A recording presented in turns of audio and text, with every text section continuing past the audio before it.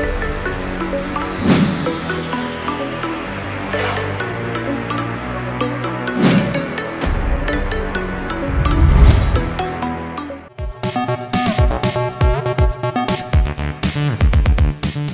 Hello welcome to the best of the day. మరి ఈరోజు best of the డేలో కొత్త విశేషాలతో పాటు ఆసక్తికరమైన నిజాలు మరియు చరిత్రలో ఈరోజు జరిగిన ముఖ్య సంఘటనల గురించి తెలుసుకుందాం. Let's start the programme.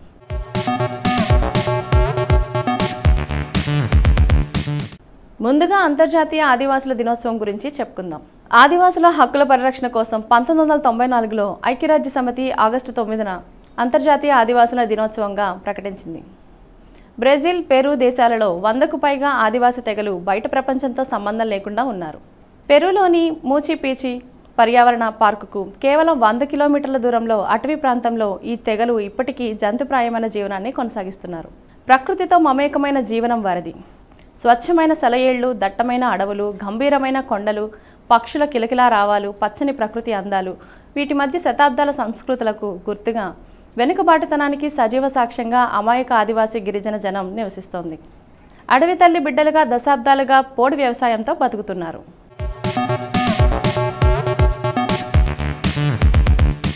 విద్య, వైద్యం ఇంకా అందని ఆదివాసుల జీవితాలు చాలా దుర్భరంగా మారాయి. అతి పురాతన సనాతన ప్రజల తెగలు అంతరించిపోతున్నాయి.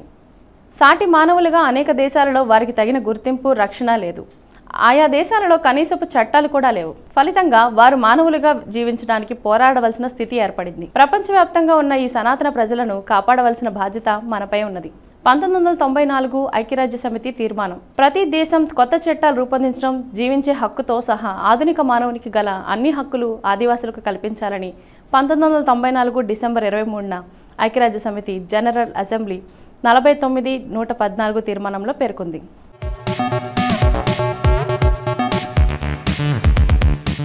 1995 నుంచి 2004 వరకు వివిధ రూపాల్లో ప్రచార కార్యక్రమాలు, అధ్యయనాలు చేయవలసి ఉన్నది. రెండవ దశాబ్దంలో 2005 నుంచి 2015 వరకు ఆదివాసీ తెగల అస్తిత్వం, తగిన హోదా కల్పించవలసి ఉంది. పై తీర్మానంపై 148 దేశాలు సంతకాలు చేసినా అమలు చేసిన దేశాలు కేవలం 60 మాత్రమే. ఈ 60లో భారతదేశం లేదు. హక్కులు తప్ప అమలు లేదు. భారతదేశంలో ఇప్పటికీ అంతర్జాతీయ ఆదివాసీ దినోత్సవాన్ని ప్రభుత్వాలు జరపడం లేదు. మన దేశంలో సుమారు 600 ఆదివాసీ తెగలు గుర్తించబడ్డాయి. భారత రాజ్యాంగం వీరికి చట్టపరమైన రక్షణలు కల్పించింది. ఆదివాసుల సంరక్షణ, అభివృద్ధి కోసం రాజ్యాంగంలో ఆర్టికల్ 16, 46, 275, 330, 332, 243D, 5, 6 స్కెడ్యూళ్ల ప్రకారం గిరిజన ప్రాంతాల్లో ఉండే గవర్నర్లకు విచక్షణ అధికారాలు కల్పించారు.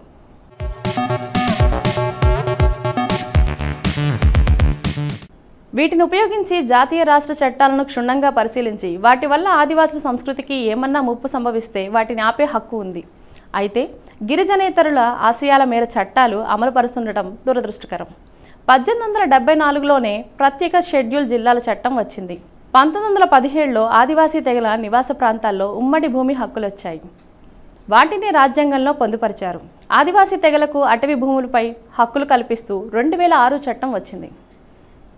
మన రాష్ట్రంలో 1/70 చట్టం అమలులో ఉంది. గిరిజనుల సాంప్రదాయక భూములు గిరిజన తెగలకే దక్కాలి. కానీ మన రాష్ట్రంలో షెడ్యూల్ ప్రాంతంలో 48% సాంప్రదాయక గిరిజన భూములను గిరిజనేతరులు ఆక్రమించుకున్నారు.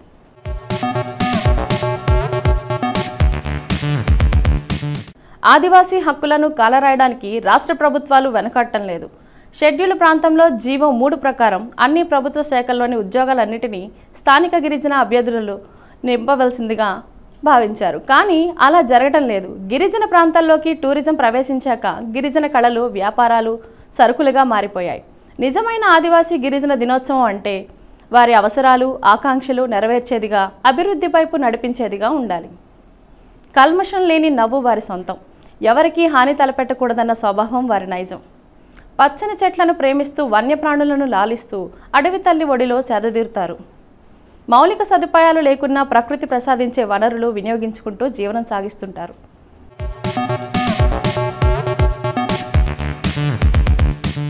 పెరుగుతున్న ప్రపంచీకరణతో వారి సంస్కృతి దెబ్బతింటోంది. దీనిపై అవగాహన కల్పించేందుకు ఆగస్టు 9న యుఎన్ఓ ప్రపంచ ఆదివాసీ దినోత్సవాన్ని నిర్వహిస్తోంది. ఈ సందర్భంగా గిరిజన దినోత్సవం గురించి ముఖ్య విశేషాలు తెలుసుకుందాం. భారతదేశంతో సహా ప్రపంచంలోని అనేక దేశాల్లో గిరిజన ప్రజలు నివసిస్తున్నారు. వారి జీవనశైలి, ఆహారపు అలవాట్లు, ఆచారాలు, దుస్తులు మొదలైనవి ఇతర వ్యక్తుల నుండి భిన్నంగా ఉంటాయి. సమాజంలోని ప్రధాన స్రవంతి నుండి తొలగించబడిన కారణంగా ప్రపంచవ్యాప్తంగా ఉన్న గిరిజన ప్రజలు ఇప్పటికీ చాలా వెనుకబడి ఉన్నారు. ఏదేమైనా సమాజంలోని ప్రధాన స్రవంతితో వారిని కలపడానికి, ముందుకు సాగడానికి వివిధ రకాల ప్రభుత్వ కార్యక్రమాలు, ప్రభుత్వేతర కార్యక్రమాలు దేశవ్యాప్తంగానూ ప్రపంచమంతా అమలు చేస్తున్నారు.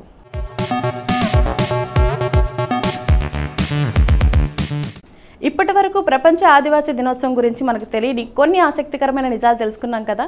మరి ఆగస్టు 9వ తేదీన ఒక్కసారి చరిత్రలోకి వెళ్ళి చూస్తే ఎంతోమంది ప్రముఖుల జననాలు జరిగాయి. మరి ఒకసారి చరిత్ర పుటల్లోకి వెళ్ళి నేడు జన్మించిన ప్రముఖులు ఎవరో తెలుసుకుందాం రండి.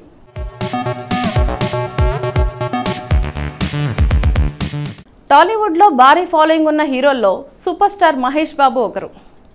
నటశేఖర కృష్ణ తనయుడిగా సినీ రంగ ప్రవేశం చేసిన ఈ హ్యాండ్సమ్ హీరో ప్రస్తుతం టాప్ హీరోగా దూసుకుపోతున్నాడు. నేడు August 9 super star Mahesh Babu పుట్టినరోజు. ఈ సందర్భంగా ఆయన సినీ కెరీర్ గురించి పలు ఆసక్తికర విశేషాలు ఎప్పుడూ తెలుసుకుందాం. బాలనటుడుగా మహేష్ 1975 ఆగస్టు 9న మద్రాసులో జన్మించాడు.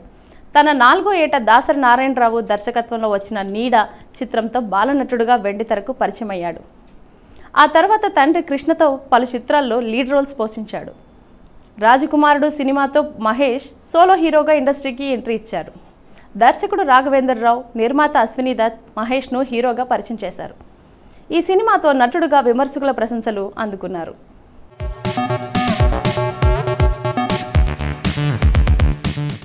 యాపిల్ బ్యూటీ హన్సికా మోత్వానీ గురించి ప్రత్యేకంగా చెప్పాల్సిన అవసరం లేదు. నేడు ఈ అమ్మడి పుట్టినరోజు. హన్సికా మోత్వానీ ఆగస్టు 9, 1991న ముంబైలో జన్మించారు. 2007 దేశముద్ర సినిమాతో హీరోయిన్గా పరిచయం అయింది. అల్లు అర్జున్ హీరోగా నటించిన ఈ సినిమా సూపర్ హిట్ అయింది. దీని తర్వాత నటి హన్సికా మోత్వానీ 2011 సంవత్సరంలో సూరజ్ దర్శకత్వంతో వహించిన ముప్పిళ్ళై చిత్రంతో తమిళ చిత్ర పరిశ్రమలోకి అడుగుపెట్టింది. తెలుగులో వరుసగా సినిమాలు చేస్తూ బిజీగా మారిపోయింది. తెలుగులో ఎన్టీఆర్, రామ్ పోతినేని, ప్రభాస్తో బిల్లా, రవితేజతో పవర్ సినిమాలు చేసింది హన్సిక. తెలుగు, తమిళ్తో కన్నడలో ఒక సినిమా చేసింది హన్సిక. ఇక తమిళ్లో జయం రవితో ఎంగేయం కాదల్, నటుడు విజయ్తో వేళాయుధం, నటుడు ఉభయనిధి స్టాలిన్తో ఒరుకల్, ఒరుగి, రోమియో అండ్ జూలియట్ వంటి అనేక విజయవంతమైన చిత్రాల్లో ఆమె నటించింది.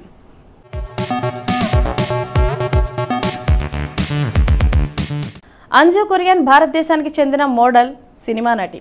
ఆమె 2016 మలయాళ సినిమా కవి ఉద్దేశిచతు ద్వారా సినిమా రంగంలోకి అడుగుపెట్టి 2018లో విడుదలైన జ్ఞాన్ ప్రకాశన్, 2019లో తమిళ సినిమా ఇగ్లూలో నటనకు గాను మంచి గుర్తింపును అందుకున్నారు. అంజు కురియన్ 1993 ఆగస్టు 9న కొట్టాయం, కేరళలో జన్మించారు. ఆమె మలయాళ చిత్ర పరిశ్రమలో తన కెరీర్ను అల్ఫోన్స్ పుత్రేన్ దర్శకత్వం వహించిన నేరం చిత్రంలో సహాయ పాత్రతో ప్రారంభించింది.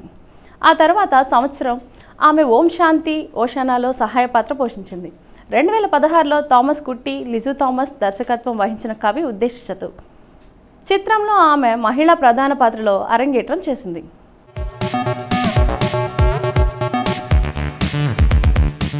కిషోర్ బియానీ ఒక భారతీయ వ్యాపారవేత్త. అతను భారతదేశంలోనూ అతిపెద్ద రీటైలర్లలో ఒకటైన ఫ్యూచర్ గ్రూప్ వ్యవస్థాపకుడు మరియు CEO. అతను ప్యాంటలూన్ రీటైల్, బిగ్ బజార్ వంటి రీటైల్ వ్యాపారాలకు కూడా స్థాపకుడు. ఫోర్బ్స్ మ్యాగజైన్ ప్రకారం అతని నికర విలువ 2019లో 1.78 బిలియన్లు. కిషోర్ బియానీ ఆగస్టు 9న 1961న ముంబైలో జన్మించారు. తన వ్యాపారాలను నడపడంలో పొదుపు దృక్పథానికి పేరుగాంచిన బియానీ నిరాడంబరమైన కార్పొరేట్ ప్రయాణ, ఆతిథ్య ఏర్పాట్లు వంటి సూత్రాలతో ఈ సమయంలో తన వ్యాపార విజయంలో అదృష్ట పాత్రను గుర్తించారు. ఇది అతని పరిష్టాత్మక ఆలోచనలు, ఖర్చు చేయడానికి ఖర్చు చేయగల ఆదాయంతో కూడిన భారతీయ మధ్యతరగతి పెరుగుదల యొక్క యాదృచ్ఛికమని అతను చెప్పాడు.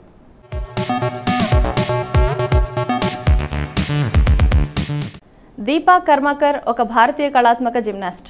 ఈమె 2016 ఆగస్టులో జరిగిన రియో ఒలింపిక్స్ క్రీడలకు అర్హత సాధించడంలో జిమ్నాస్టిక్స్లో ఒలింపిక్స్ క్రీడలకు అర్హత పొందిన తొలి భారతీయ మహిళా జిమ్నాస్ట్గా ప్రసిద్ధి చెందింది. దీపా కర్మాకర్ 1993 ఆగస్టు 9న అగర్తలా, త్రిపురలో జన్మించారు. ఈమె 1964 టోక్యో ఒలింపిక్స్ తర్వాత అనగా 52 సంవత్సరాల తర్వాత జిమ్నాస్టిక్స్లో ఒలింపిక్స్ క్రీడలకు అర్హత పొందిన తొలి భారత జిమ్నాస్ట్. జిమ్నాస్టిక్స్లో ఒలింపిక్స్ క్రీడలకు ఈమె అర్హతకు ముందు మొత్తం మీద పురుషుల విభాగంలో భారత్ నుంచి 1952 హెల్సింకి ఒలింపిక్స్కి 2, 1956 మెల్బోర్న్ ఒలింపిక్స్కు 3, 1964 టోక్యో ఒలింపిక్స్కి 6 ప్రాతినిధ్యం వహించారు.